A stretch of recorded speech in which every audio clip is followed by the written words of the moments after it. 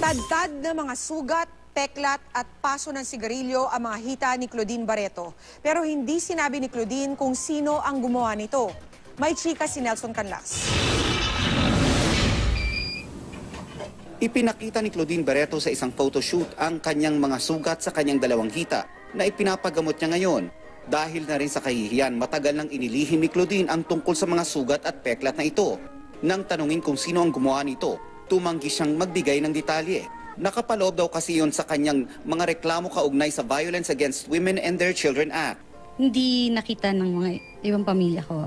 Na-accept ko na battered wife ako, and so para makatulong din sa iba, lumabas na rin ako. Nakausap din ng GMA News ang wound specialist na gumagamot sa mga sugat at peklat ni Claudine. Hyperpigmented, yung sobrang itim, yung kanyang surrounding. Ibig sabihin matagal na yun nangyayari. Matagal na nangyari yun, hindi yun bago pa lang. We'll address it if she categorically says it's Raymart.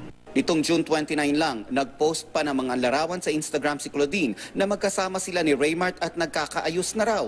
Pero ngayon, balik korte si Claudine para ituloy ang kaso laban sa asawa. Irereklamo raw niya kasi si Raymart dahil sa hindi umano nito pagsusustento sa kanilang mga anak. Mayroon ding custody case na dinidinig ngayon sa korte. I think it's just about time that they choose na rin talaga kung sino, who they want to be with. I asked them and they said that they will decide already and tell the judge the decision.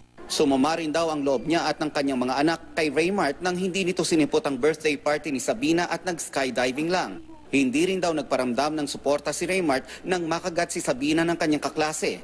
Alam naman daw ni Raymart ang cellphone numbers ng mga anak pero hindi raw ito tumawag para mga mustaman lang. Pero ang sagot ng kampo ni Raymart, hindi naman daw siya inimbita sa nasabing party. Yung skydiving ni Raymart, nakaschedule yun months ago. Ang birthday naman ni Sabina talaga June 21 and he was with her. Nelson Canlas, Nakatutok, 24 Oras.